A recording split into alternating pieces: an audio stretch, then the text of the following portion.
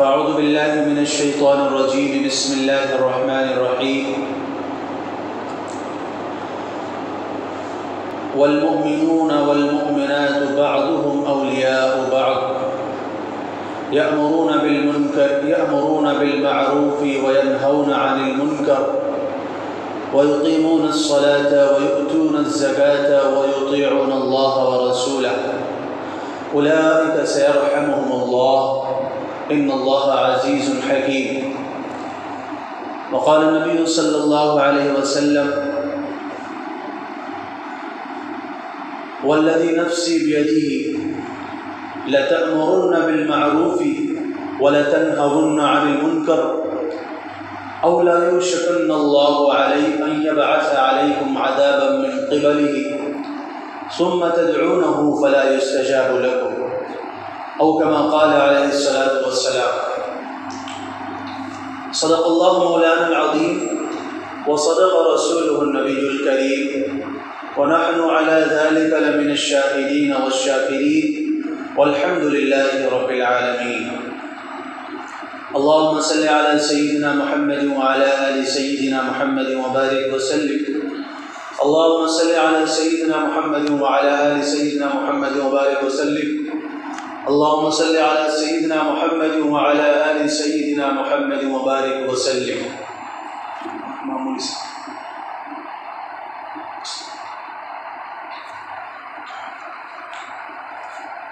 لائق صد احترام بزرگوں، عزیز ساتھیوں اور دوستوں، قرآن کریم کی جو آیت کریمہ آپ حضرات کے سامنے تلاوت کی گئی ہے اور جناب محمد رسول اللہ صلی اللہ علیہ وسلم کی جو ایک مبارک حدیث آپ کے سامنے پڑھی گئی ہے، اللہ تبارک و تعالی نے اس آیت کے اندر امت کو ایک انتہائی اہم فریضے کی طرف متوجہ کیا ہے، اور وہ فریضہ ہے امر بالمعروف اور نہی عن المنکر کا. اور یہ وہی فریضہ ہے جس کی بدولت معاشرے کی تمام برائیوں کو، خرابیوں کو، کمیوں کو دور کیا جا سکتا ہے. اور اگر اس فریضے سے غفلت برتی جائے، اس فریضے کو چھوڑ دیا جائے، تو معاشرہ مختلف طرح کی برائیوں کا، بد اخلاقیوں کا، بے حیائیوں کا آماج گاہ بن جاتا ہے. جتنے بھی خیر کے کام ہیں اور جتنے بھی نیکیوں کے کام ہیں، وہ سارے کام اسی فریضے کی بدولت انجام پاتے ہیں. چاہے وہ نماز ہو، روزہ ہو، حج ہو، زکوٰۃ ہو، قربانی ہو، صدقات و خیرات ہوں، ان تمام چیزوں کے اوپر انسانی معاشرہ اسی وقت تک عمل پیرا ہوتا ہے جب اس قوم کے اندر امر بالمعروف اور نہی عن المنکر کا فریضہ انجام دیا جاتا ہو. جس قوم کے اندر امر بالمعروف اور نہی عن المنکر کا فریضہ چھوڑ دیا جاتا ہے، اس قوم کے اندر طرح طرح کی اخلاقی اور سماجی اور معاشرتی برائیاں جنم لیتی ہیں. آپ سوچ رہے ہوں گے کہ امر بالمعروف اور نہی عن المنکر ہے کیا؟ کیونکہ ایک یہ عربی زبان کا لفظ ہے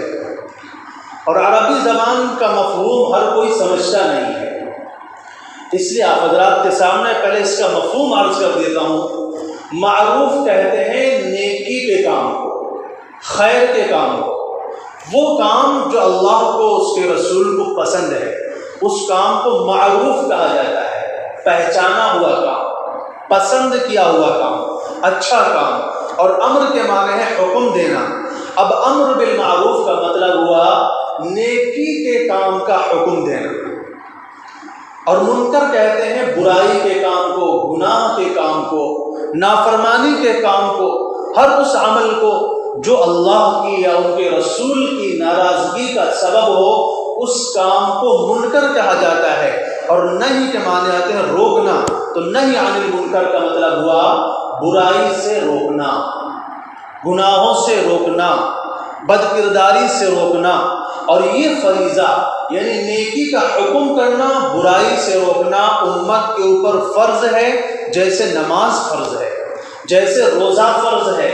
جیسے زکوٰۃ فرض ہے، جیسے حج فرض ہے، جیسے قربانی فرض ہے، ایسی ہی امت کو نیکی کی دعوت دینا اور برائی سے روکنا جو ہے یہ امت کے اوپر فرض ہے۔ اللہ تبارک و تعالیٰ نے اس امت کو بڑی خصوصیات سے نوازا ہے، اللہ تعالیٰ نے اس امت کو بڑی عظمتوں سے، رفعتوں سے مالا مال کیا ہے۔ قرآن کریم میں اللہ تعالیٰ نے مختلف جگہوں پر اس امت کے فضائل بیان فرمائے ہیں، احادیث کے اندر رسول اللہ صلی اللہ علیہ وسلم نے مختلف جگہوں کے اوپر اس امت کے فضائل بیان فرمائے ہیں۔ اور اس امت کی سب سے بڑی فضیلت تو یہی ہے کہ یہ امت اللہ کے آخری نبی حضرت محمد مصطفیٰ صلی اللہ علیہ وسلم کی امت ہے۔ یہ امت جس کو قرآن نے خیر امت کہا ہے، ساری امتوں میں سب سے بہترین امت کہا ہے، یہ امت وہ امت ہے جس کے بارے میں رسول اللہ صلی اللہ علیہ وسلم نے فرمایا ہے ان اللہ یدخل من امتی 70,000 بغیر حساب، کہ اللہ تعالیٰ میری امت میں سے 70,000 لوگوں کو بغیر کسی حساب و کتاب کی جنت میں داخل فرمائے گا۔ یہ امت وہ امت ہے جو بہت ساری سختیوں سے محفوظ رکھی گئی ہے، یہ امت وہ امت ہے جس کے بارے میں رسول اللہ صلی اللہ علیہ وسلم نے فرمایا ہے کہ اگر ساری دنیا کی قومیں جمع ہو جائیں، مل جائیں، اکٹھا ہو جائیں، طاقتیں لگا لیں، زور لگا لیں اور تمام تر قوتوں کے ساتھ اس امت کے اوپر حملہ آور ہو جائیں، پھر بھی اس امت کا نام و نشان مٹا نہیں سکتے۔ اللہ تعالیٰ نے اس امت کو قیامت تک کے لیے باقی رکھنے کا وعدہ فرمایا ہے۔ جس دن اس امت کا خاتمہ ہوگا اسی دن اسی دنیا کا بھی خاتمہ ہو جائے گا۔ آپ نے سنا ہے رسول اللہ صلی اللہ علیہ وسلم کا فرمان جس کے بارے میں فرمایا ہے کہ لا تقوم الساعة حتى يقال في الارض اللہ اللہ، کہ زمین میں اس وقت تک قیامت نہیں آ سکتی ہے جب تک زمین میں ایک بھی اللہ اللہ کہنے والا باقی رہے گا، اور اللہ اللہ وہی کہے گا جو حضرت محمد صلی اللہ علیہ وسلم کا ماننے والا ہوگا، جو اس امت محمدیہ کا فرد ہوگا۔ اس کا مطلب کیا ہوا، اس کا مفہوم کیا ہوا کہ جس دن اللہ کا نام پکارنے والا، جس دن امت محمدیہ کا آخری فرد دنیا سے جائے گا تو وہ دن بھی دنیا کا آخری دن ہوگا۔ اس کائنات کا قیام، اس کائنات کی بقا جو ہے اس امت کی بقا کے اوپر موقوف ہے۔ یہ کائنات تبھی تک باقی رہے گی جب تک یہ امت باقی رہے گی، اور جس دن یہ کائنات، جس دن یہ امت ختم ہو گئی یہ کائنات بھی ختم ہو جائے گی۔ یہ امت وہ امت ہے جس کے بارے میں رسول اللہ صلی اللہ علیہ وسلم نے فرمایا ہے کہ اللہ تعالیٰ میری امت کو عذاب سے ایک بارگی ہلاک نہیں فرمائیں گے۔ آپ نے پہلے قوموں کے بارے میں پڑھا، قوم نوح کے اوپر طوفان آیا، پوری قوم غرق ہو گئی، فرعون کا پوری قوم غرق ہو گئی،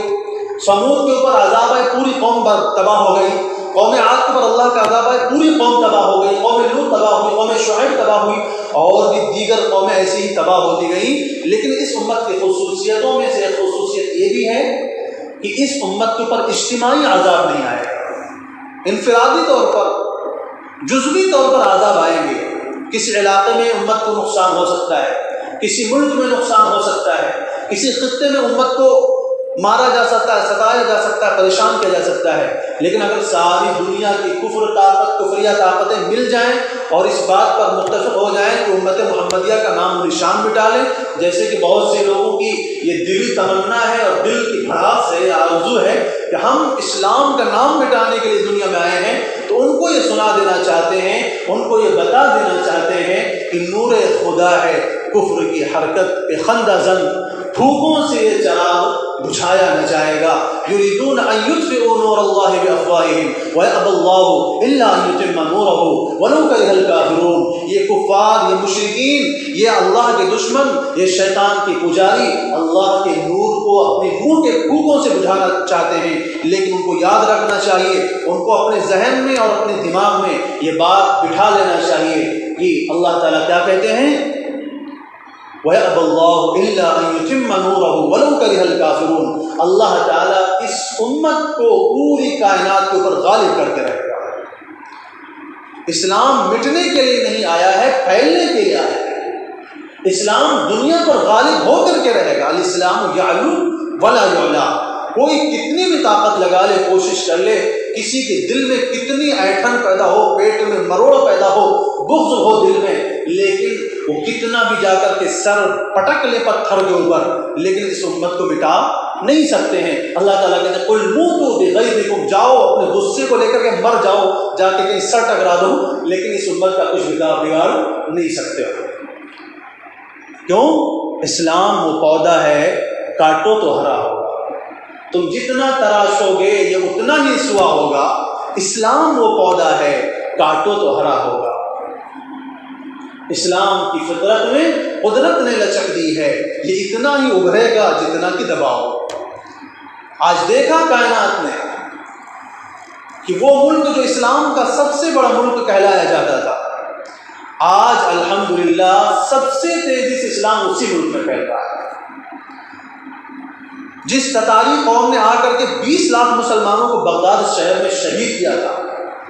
اور اتنا مسلمانوں کا خون بہایا کہ تاریخی روایات میں آتا ہے کہ جو بغداد کی نالیاں تھیں، ندیاں تھیں، وہ خون سے سرخ ہو گئی. بغداد کی روڈوں پر گلیوں میں خون بہنا تھا. اتنا زیادہ مسلمانوں کا قتل عام کیا تھا، لیکن وہی تاتاری آگے چل کے مسلمان ہو جاتے ہیں. جس کو علامہ اقبال نے کہا ہے آیا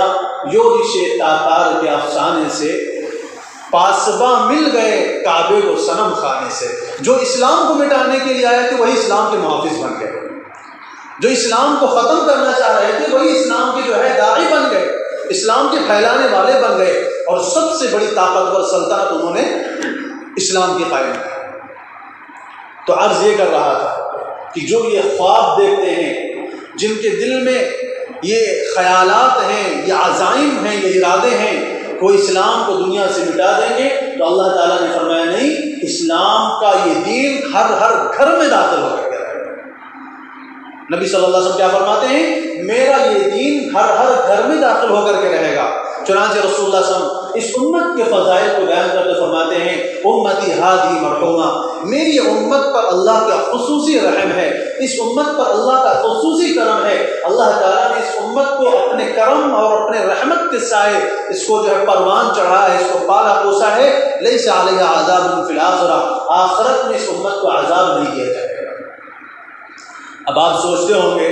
کہ دن رات روایات میں بتایا جاتا ہے بھئی فلاں کام کرو گے تو جہنم میں جانا پڑے گا، فلاں کام کرو گے تو جہنم میں جانا پڑے گا، نماز پڑھو نہیں تو جہنم میں جاؤ گے، زکوٰۃ دو نہیں تو جہنم میں جاؤ گے، فلاں کاموں سے بچو نہیں تو جہنم میں جاؤ گے. دن رات جو ہے یہ دھمکیاں بھی دی جاتی ہیں. پھر اس حدیث کا مطلب کیا ہے کہ اللہ کے رسول صلی اللہ علیہ وسلم فرماتے ہیں لیس علیہ عذاب فی الآخرہ، قیامت میں اس امت کو عذاب نہیں ہوگا. اس کا مطلب یہ ہے کہ آخرت میں جو امت کو جہنم میں ڈالا جائے گا، امت کے جن افراد کو جہنم میں ڈالا جائے گا، وہ عذاب کے لیے نہیں، پاکی صفائی کے لیے داخل ہے. سونے پہ زنگ لگ جاتا ہے، میل بیٹھ جاتی ہے، تو اس کو آپ لے جا کر کے بھٹی میں داخل کرواتے ہیں تاکہ اس کو پاک صاف کیا جائے، اس کی چمک دوبارہ بحال ہو جائے. لوہے میں زنگ لگ جاتا ہے، لوہار اس کو بھٹی میں داخل کرتا ہے، اس کو ٹھوکائی لگاتا ہے تاکہ اس کی جو تیزی ہے اور اس کی جو دھار ہے، اس کی جو چمک ہے، پھر سے واپس آ جائے. تو امت کے جن افراد کو بھی جہنم میں داخل کیا جائے گا، وہ اسی لیے داخل کیا جائے گا کہ یہ دنیا سے گناہوں کا میل لے کر کے جائیں گے، بغیر توبہ کے مرے ہوں گے، بغیر اللہ سے معافی تلافی کے دنیا سے گئے ہوں گے، اپنے گناہوں کو دنیا میں زندگی میں رہتے انہوں نے معاف نہیں کروایا ہوگا، تو گناہوں کی گندگی لے کر جنت میں جانا ان کے لیے مناسب نہیں ہے. اس لیے اللہ تعالیٰ جہنم میں داخل کر کے ان کے اس گندگی کو صاف کریں گے، گناہوں کو دھو کر کے پھر اللہ تعالیٰ ان کو جنت میں داخل فرمائیں گے. وعذابها فی الدنیا الفتن والزلازل والقتل، البتہ دنیا میں اس امت پر حالات آئیں گے، اور وہ حالات کیا ہیں؟ فتنے، مختلف طرح کے فتنے جو ہے رونما ہوں گے.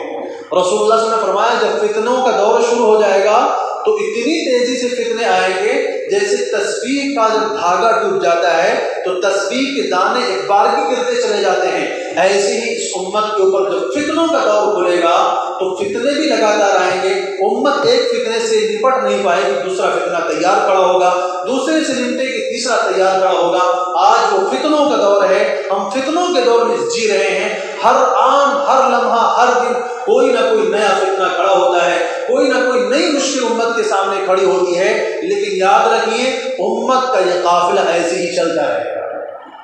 تو رسول اللہ صلی اللہ علیہ وسلم نے فرمایا دنیا میں امت پر حالات آئیں گے، زلزلے آئیں گے، قتل و غارت گری ہوگی، امت کے افراد کو مارا بھی جائے گا، قتل بھی کیا جائے گا۔ آپ دیکھیے عرب ممالک میں، آپ کے خود اپنے ملک میں اور پوری دنیا کے اندر بھی جہاں پر دیکھ لیجیے مسلمانوں کو مارا جا رہا ہے، قتل کیا جا رہا ہے، لیکن امت ہے کہ مٹنے کا نام نہیں لے رہی، امت ہے کہ ختم ہونے کا نام نہیں لے رہی، امت تو بڑھتی ہی چلی جا رہی ہے۔ ایک اور روایت میں رسول اللہ صلی اللہ علیہ وسلم فرماتے ہیں امتی مثل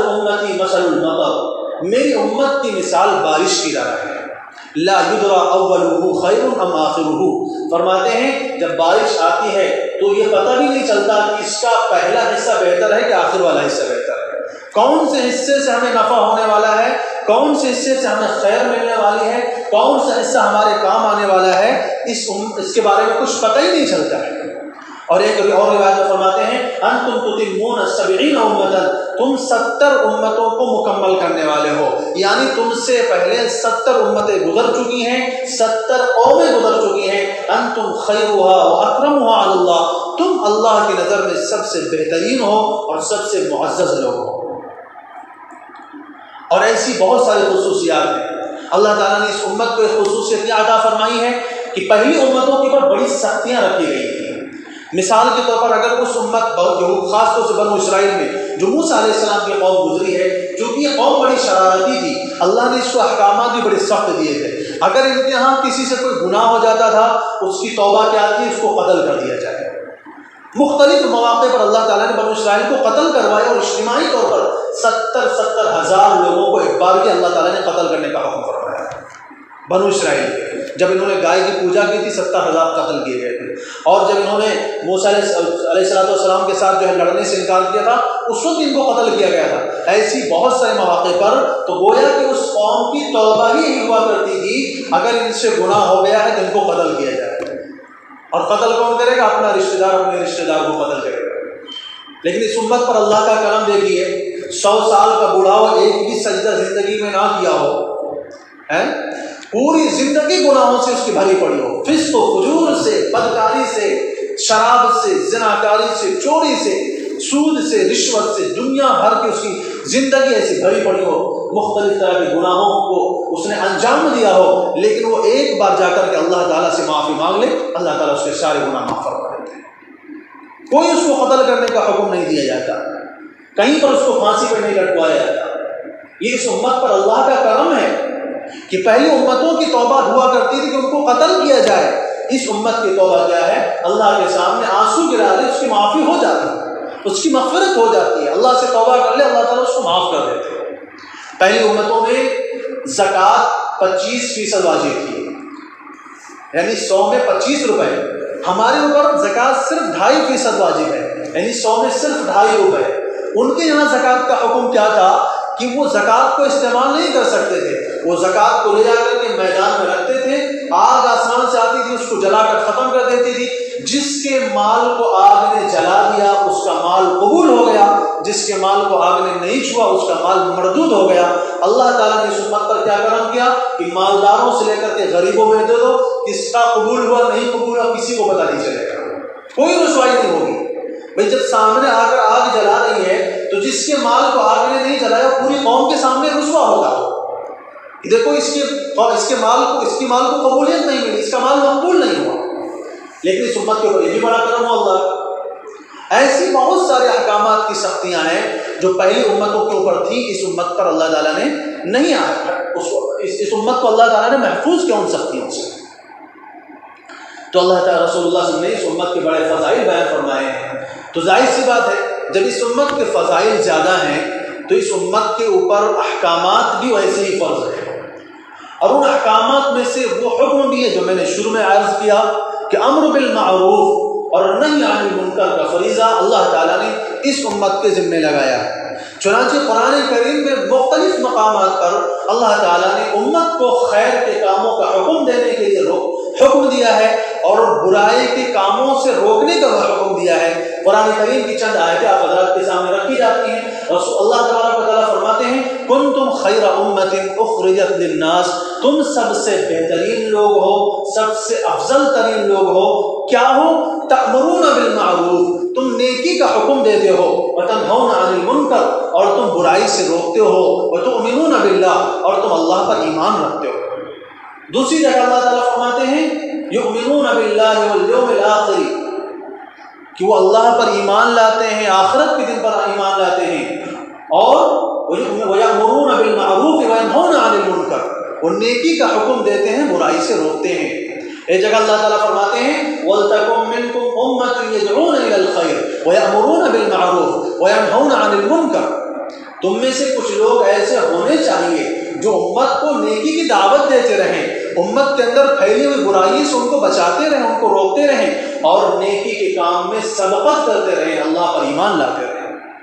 ایک جگہ فرماتے ہیں والمؤمنون والمؤمنات بعضهم اولیاء بعض، مومن مرد مومن عورتیں ایک دوسرے کے دوست ہیں۔ مطلب کیا ہے کہ مومن مرد مومن عورتوں کے دوست ہیں، اور مومن مرد مومن مردوں کے دوست ہیں، اور مومن عورتیں مومن عورتوں کی دوست ہیں۔ کیا کرتے ہیں؟ یأمرون بالمعروف، وہ نیکی کا حکم دیتے ہیں، وینہون عن المنکر، اور برائی سے روکتے ہیں، ویقیمون الصلاۃ، نماز پڑھتے ہیں، ویؤتون الزکاۃ، اور زکات ادا کرتے ہیں، اولئک سیرحمون اللہ ورسولہ، اور اللہ اور اس کے رسول کی اطاعت کرتے ہیں، اولئک سیرحمهم اللہ، ان کے اوپر اللہ کی رحمت ہوتی ہے، ان کے اوپر اللہ کا کرم نازل ہوتا ہے، ان کے اوپر اللہ کی خصوصی جو ہے برکتیں نازل ہوتی ہیں، ان اللہ عزیز الحکیم۔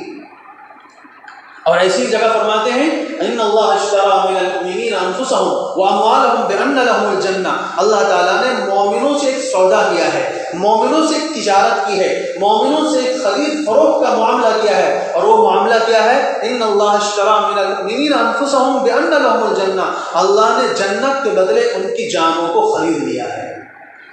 یعنی ہم تم کو جنت دیتے ہیں، تم ہمیں اپنی جان دو، اور جان دینے کا مطلب کیا ہے کہ اب یہ جان گویا کہ تم نے ہمارے حوالے کر دی ہے، حالانکہ بنائی ہوئی اسی کی ہے، دیا اسی نے ہے، لیکن پھر بھی اللہ تعالیٰ ہمیں مالک سمجھ کر کے، ہمیں مختار سمجھ کر کے ہمیں کیا کہہ رہے ہیں کہ اپنی جان ہم کو بیچ دو، اور اس کے بدلے ہم تمہیں کیا دیں گے؟ بِأَنَّ لَهُمُ الْجَنَّةَ، اس کے بدلے ہم تم کو جنت دیں گے۔ اب وہ جان تم نے ہمارے حوالے کر دی، تم نے اپنا جسم ہمارے حوالے کر دیا، اب جس کام میں میں حکم دیتا ہوں اس کام میں لگاؤ۔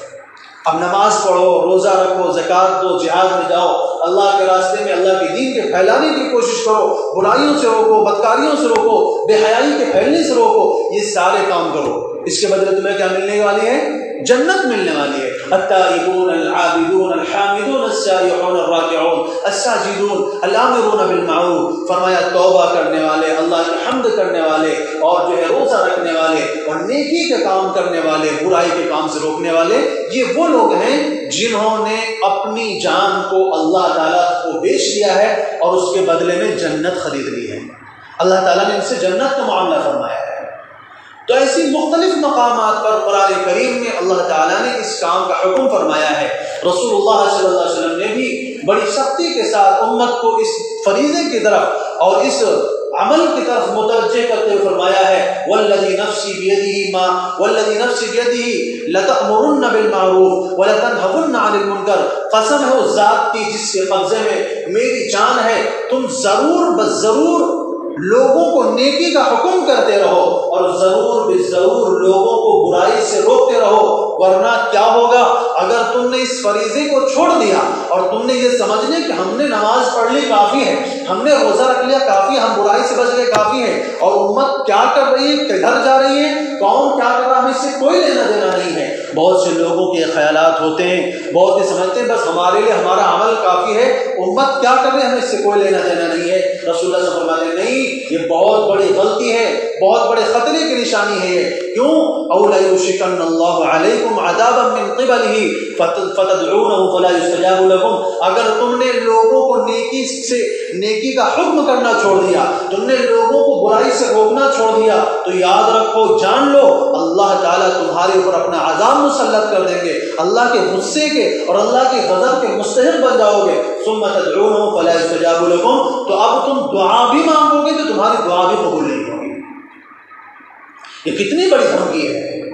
کہ اگر امت نیکی کا حکم کرنے اور برائی کے روکنے کے فریضے سے غافل ہو گئی، اگر امت نے یہ فریضہ چھوڑ دیا، تو رسول اللہ صلی اللہ علیہ وسلم کیا فرماتے ہیں، اب اللہ کے عذاب کے تم مستحق بن جاؤ گے، اور اس کے بعد اگر تم دعا بھی مانگو گے نیکی کا اور جو ہے اللہ تعالیٰ سے روؤ گے، گڑگڑاؤ گے بھی، تب بھی تمہاری دعائیں بھی قبول نہیں ہوگی۔ آج ہم دیکھ رہے ہیں، آج ہر کسی کو اپنے جان سے مطلب ہے، تو نتیجہ کیا ہوا؟ ہزاروں کا مجمع دعائیں مانگتا ہے، دعاؤں کی قبولیت کے آثار نظر نہیں آتے۔ امت کے اندر تاریخ میں اس بات کو درج کیا گیا ہے کہ اس سے پہلے بھی امت میں بڑے حالات آئے۔ ایک خلیفہ کے زمانے میں بڑی سخت آزمائش آ گئی، جیسے ابھی وبا چل رہی تھی، ایسی بڑی سخت وبا آ گئی تھی، تو اس خلیفہ نے کیا کہا تھا، شراب کے سارے مٹکے توڑ دیے جائیں، شراب کے آستانے جلا دیے جائیں، گانے بجانے کے آلات توڑ دیے جائیں، اور لوگوں کو حکم دے دیا کہ سبھی لوگوں کو نیکی کا حکم کرو، برائی سے روکو، چند دن کے اندر وعدہ کر لے گا، چند دن کے اندر وعدہ کر لے گا۔ اور اگر ہم صرف مسجد میں بیٹھ کر کے اللہ اللہ کو پکارتے رہیں، میدان عمل میں جا کر کے امت کو نیکی کی دعوت نہ دیں، برائی سے نہ روکیں، تو رسول اللہ صلی اللہ علیہ وسلم کیا فرماتے ہیں، اب تم اللہ کے عذاب کے مستحق بن گئے ہو، اب اگر تم اللہ سے دعا بھی کرو گے تو تمہاری دعا بھی قبول نہیں ہوگی۔ ایسی ایک اور روایت میں فرماتے ہیں، ما من نبی بعثہ اللہ فی امت قبلی، اللہ تعالیٰ نے جس بھی امت میں مجھ سے پہلے کوئی نبی بھیجا ہے، الا کان لہ حواریون و اصحاب، مگر اس نبی کے کچھ لوگ دوست ہوا کرتے تھے، کچھ یار ہوا کرتے تھے، کچھ چاہنے والے ہوتے تھے، کچھ عاشق ہوا کرتے تھے، کچھ اس کے حکموں پر مر مٹنے والے ہوا کرتے تھے۔ وہ کیا کرتے تھے، یأخذون بسنتہ ویقتدون بامرہ، وہ اس کی سنت کو اپناتے تھے، اس کے حکم کے مطابق زندگی گزارتے تھے، تو اللہ تعالیٰ کا کرم ان کے اوپر بنا ہوتا تھا، اللہ کی رحمتیں ان کے اوپر نازل ہوا کرتی تھی۔ ثم انہا تخلف من بعدہم خلوف، پھر اس کے بعد کچھ ناہنجار قسم کے، کچھ بدکردار قسم کے بدعمل لوگ ان کے پیچھے آئے، جنہوں نے اس فریضے کو ترک کر دیا، اور انہوں نے کیا کیا، برائی میں مبتلا قوم کو برائی سے نہیں روکا۔ تو پھر کیا فرمایا، فمن جاہدہم، ان کی صفات کیا تھی، یقولون ما لا یفعلون ویفعلون ما لا یؤمرون، وہ ایسی باتیں کہا کرتے تھے جو کرتے نہیں تھے۔ آج ہر کوئی زبان کا مقرر ہے، ہر کوئی زبان کا جو ہے مجاہد ہے، ہر کوئی زبان کا جو ہے زبان سے عمل کرنے والا ہے، کردار میں اترنے کو کوئی تیار نہیں ہے، کوئی بھی میدان عمل میں جا کر کے کام کرنے کو تیار نہیں ہے۔ ہمارے جتنے بھی وعدے ہیں، جتنے بھی ہماری بولیاں ہیں، وہ صرف زبان تک محدود ہیں، عمل کے میدان میں جا کر کے کام کرنے والے بہت کم نظر آتے ہیں۔ تو کیا فرمایا،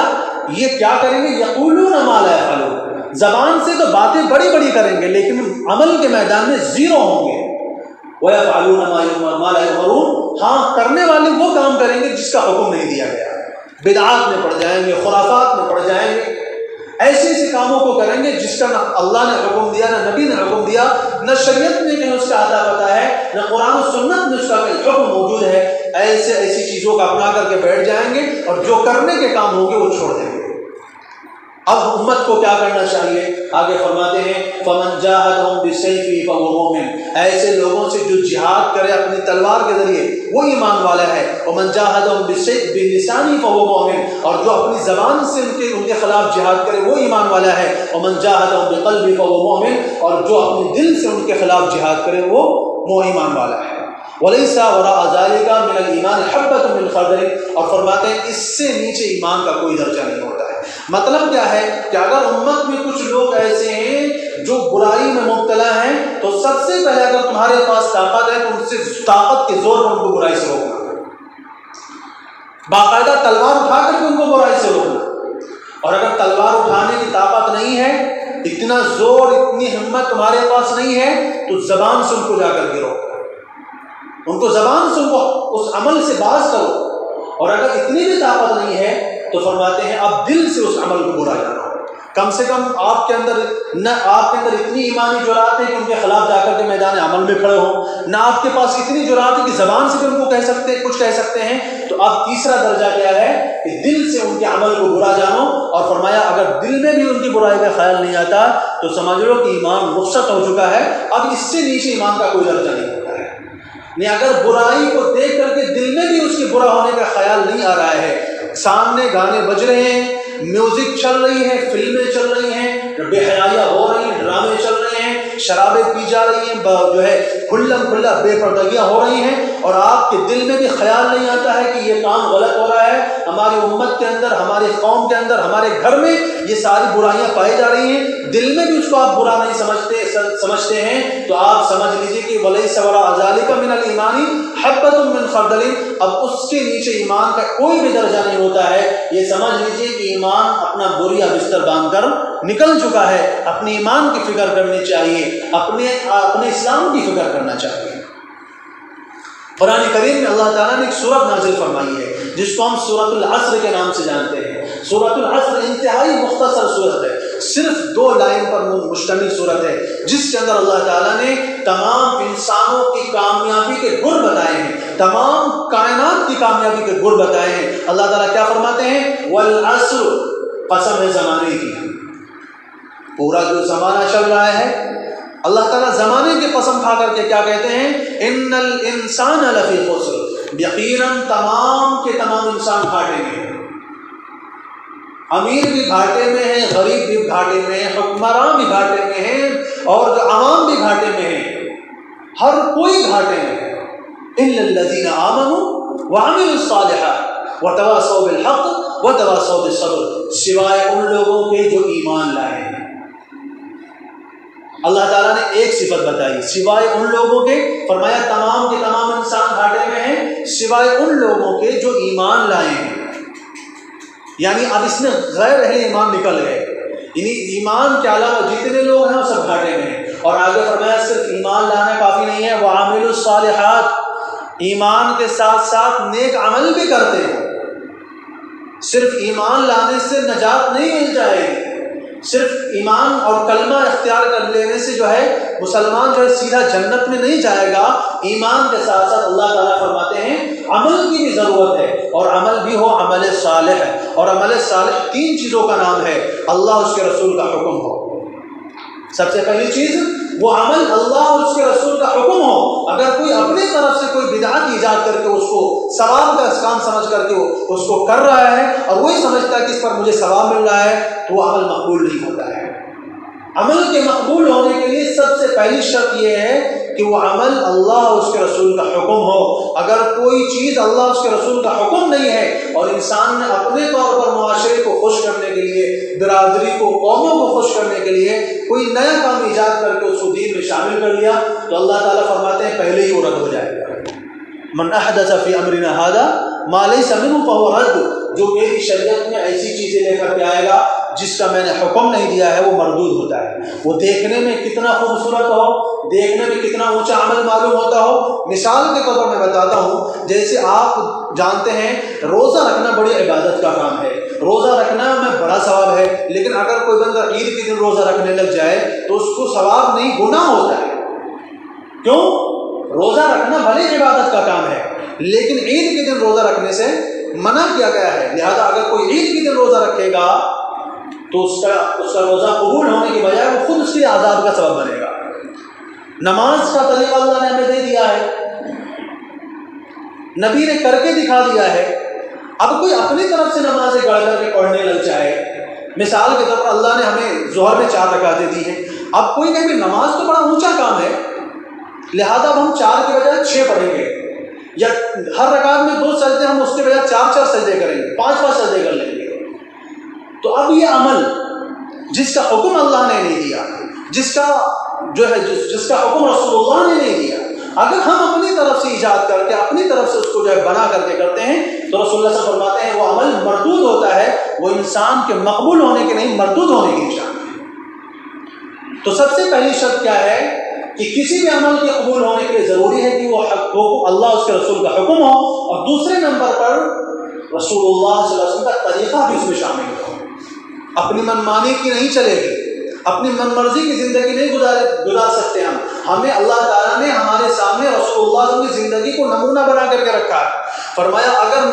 اگر کامیاب ہونا چاہتے ہو، اللہ کے یہاں مقبول ہونا چاہتے ہو، تو اس کے نبی کی سنت کو، ان کے طریقوں کو اپنی زندگی میں داخل کرنا پڑے گا. اگر اپنی منمانی کی گزار کر کے آؤ گے، تم کتنے بھی اعمال لے کر کے آؤ گے، ایک بھی عمل مقبول نہیں ہوگا. اور تیسرا کام کیا ہے، تیسری شرط کیا ہے، اللہ کو خوش کرنے کے لیے کام کیا جائے. کتنا بھی خوبصورت عمل ہو، کتنا بھی اچھا عمل ہو، اگر لوگوں کو دکھانے کے لیے کر رہا ہے کہ لوگ دیکھیں بھائی بڑا اچھا نمازی ہے، یہ تو بڑا روزے دار ہے، یہ تو بڑی لوگوں میں صدقات و خیرات کرتا ہے، غریبوں کی بڑی امداد کرتا ہے، لوگوں میں شہرت پانے کے لیے، لوگوں میں مقام پانے کے لیے، لوگوں میں ایک اونچا درجہ حاصل کرنے کے لیے کر رہا ہے، تاکہ لوگ اس کی طرف زبان اٹھا کر کہیں بھائی فلاں تو بڑا نیک آدمی ہے. تو اگر دل میں یہ خیال آ گیا کہ فلاں تو بڑا نیک آدمی ہے، تو سمجھو وہاں سے کٹ گیا معاملہ.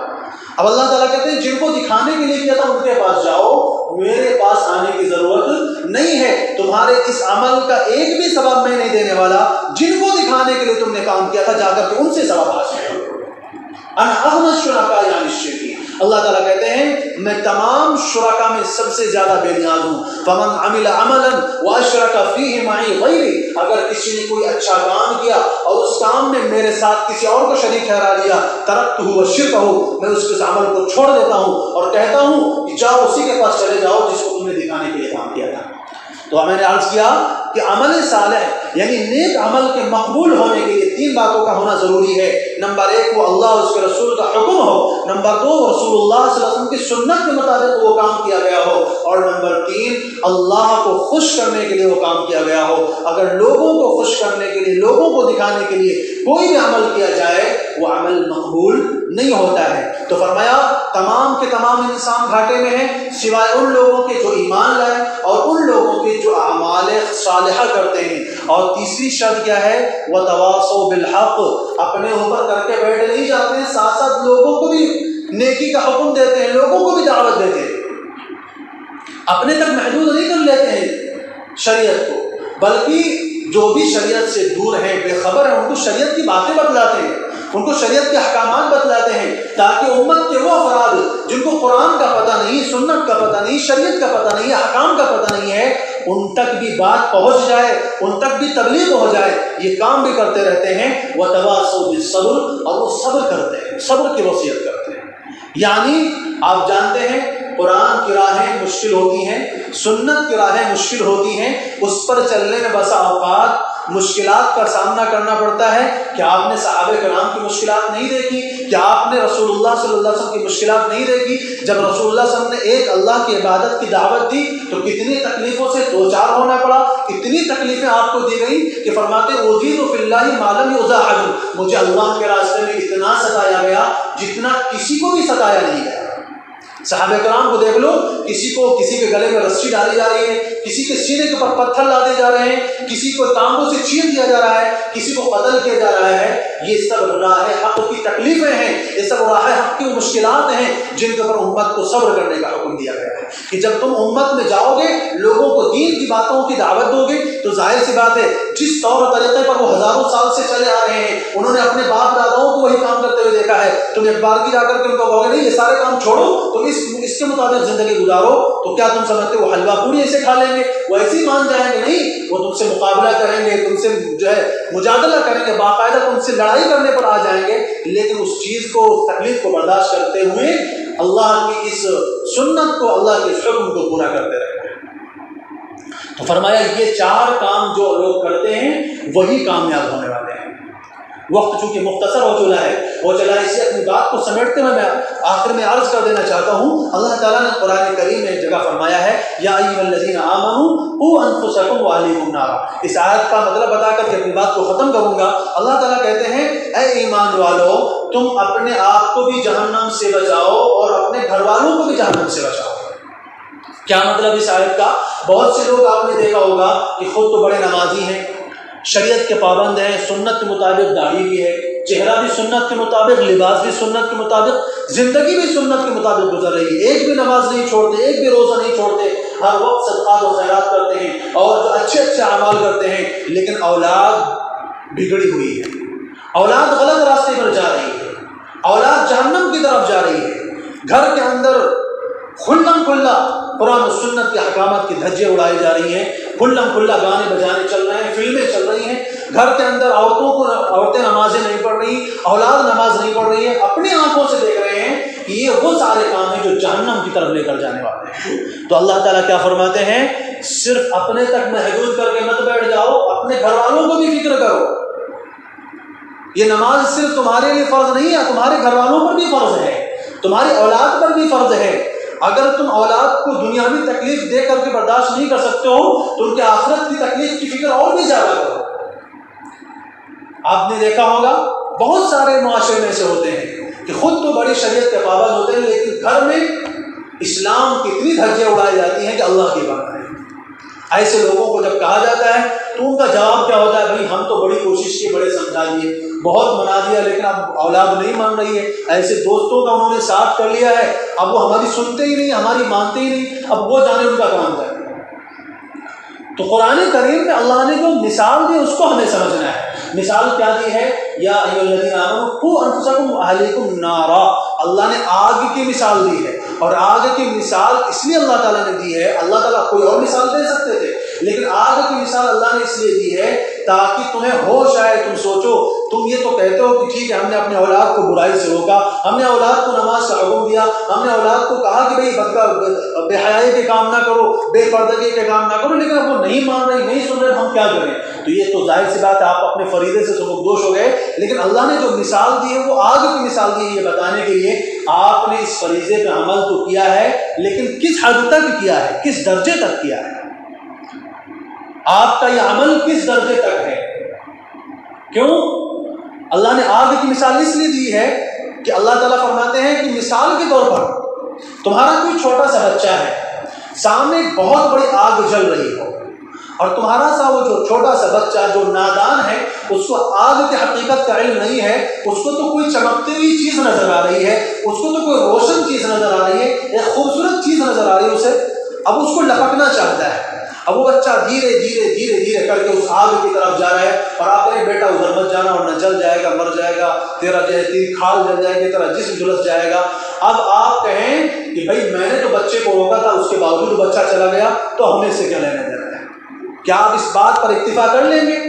کیا آپ اس زبانی جمع خرچ پر اکتفا کر لیں گے؟ کیا آپ اپنے اس چھوٹے بچے کو جو آگ کو جانتا نہیں ہے اور آگ میں داخل ہونے والا ہے، کیا اس کو صرف زبان سے روکنے پر آپ اکتفا کر لیں گے اور پھر کہیں گے نہیں بھائی ہم نے تو روکا تھا، جا کے جل گیا تو ہم کیا کریں؟ نہیں، آپ ایسا نہیں کریں گے، بلکہ آپ جائیں گے، دوڑ کر کے جائیں گے اور اس بچے کو گود میں اٹھائیں گے، اس کو اپنے سینے سے چمٹائیں گے اور اس کو آگ سے بچائیں گے۔ اللہ تعالیٰ فرماتے ہیں جب دنیا کے آگ سے بچانے کی تمہیں اتنی فکر ہو رہی ہے اولاد کو، تو آخرت کے آگ سے بچانے کی فکر کیوں نہیں ہے؟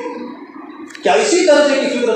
تمہارے اندر ہے اپنے اولاد کو آخرت سے بچانے کی؟ آپ جانتے ہیں کہ نماز نہ پڑھنے والا جہنم میں جائے گا، آپ جانتے ہیں کہ بدکاری کرنے والا جہنم میں جائے گا، آپ جانتے ہیں کہ گانے بجانے میں مشغول رہنے والا جہنم میں جائے گا۔ یہ وہ سارے اعمال ہیں، یہ وہ سارے کام ہیں جو نہ کرنے کی وجہ سے انسان جہنم میں جائے گا۔ اس کے باوجود آپ دنیا کے آگ سے تو اپنے اولاد کو بچانے کی فکر کرتے ہیں، لیکن جہنم کی آگ، وہ آگ جس کے بارے میں رسول اللہ صلی اللہ علیہ وسلم نے فرمایا ہے کہ جہنم کی آگ دنیا کے آگ کے مقابلے 70 گنا زیادہ گرم ہے، اس آگ سے بچانے کی آپ کتنی فکر کرتے ہیں؟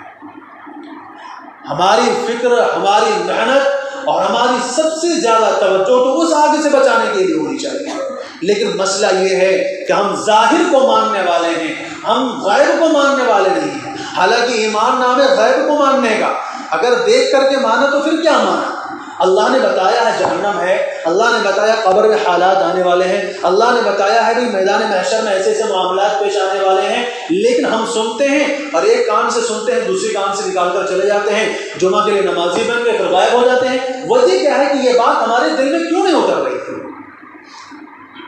کس کو مرنا نہیں ہے، کس کو قبر میں نہیں جانا ہے، کس کو اللہ کا حصہ، اللہ کے سامنے حساب نہیں دینا ہے، کس کے سامنے قبر کی منزل نہیں ہے، کس کے سامنے آخرت کی منزل نہیں ہے، جہنم کی منزل نہیں ہے، یہ ساری منازل تو ہر ایک سے گزرنا ہے، ہر ایک کو پل صراط پار کر کے پھر جنت میں جانا ہے۔ تو کیا پل صراط پار کرنے کے قابل ہو گئے ہیں؟ ہمارے اعمال اس قابل ہیں کہ ہم پل صراط کو پار کر جائیں گے؟ پل صراط وہ پل ہوگا جس کے بارے میں روایات میں آتا ہے کہ بال سے زیادہ باریک ہوگا، اور تلوار سے بھی زیادہ تیز ہوگا، اس پر انسان جو گزرے گا وہ اپنے اعمال کی بدولت گزرے گا، اور وہ پل جو ہوگا وہ کہاں ہوگا؟ جہنم کے اوپر بچھایا جائے گا۔ اعمال اچھے ہوں گے تو انسان لمحوں میں پار کر جائے گا، اور اگر اعمال ایسے نہیں ہوئے تو چڑھے گا تو لیکن پار نہیں کر پائے گا، کٹ کر کے جہنم میں گر جائے گا۔ جہنم کے آنکڑے آئیں گے اور اس کو کھینچ کر کے جہنم میں لے کر کے چلے گا۔ یہ مرحلہ پیش آنے والا ہے۔ وَإِن مِّنكُمْ إِلَّا وَارِدُهَا، قرآن نے کہا ہے تم میں سے ہر ایک کو اس پر سے گزر کر کے جانا ہے۔ اعمال ہوں گے تو گزر جاؤ گے، اعمال نہیں ہوں گے تو جہنم کھینچ کر کے اندر گرا گے۔ تو آج اس فریضے کو اور اس اللہ کے حکم کو اپنانے کی ضرورت ہے کہ جو رسول اللہ صلی اللہ علیہ وسلم نے فرمایا ہے کہ تم نیکی کا حکم کرو، برائی سے روکو۔ اللہ تعالیٰ فرماتے، رسول اللہ صلی اللہ علیہ وسلم فرماتے ہیں پہلی امتوں کے اوپر اللہ تعالیٰ نے عذاب بھیجے۔ ایک امت کے بارے میں روایت میں آتا ہے کہ اوحی اللہ الی جبرائیل ان اقلب مدینۃ کذا و کذا، جبرائیل علیہ السلام کو اللہ نے وحی فرمائی کہ جبرائیل جاؤ فلاں شہر کو پلٹ دو۔ تو جبرائیل علیہ السلام نے کہا یا ربی ان فیہم عبدک فلان لم یعصک طاعۃ لم یعصک ساعۃ، اے اللہ اس میں تیرا فلاں بندہ ہے جس نے ایک لمحے کے لیے بھی تیری نافرمانی نہیں کی ہے،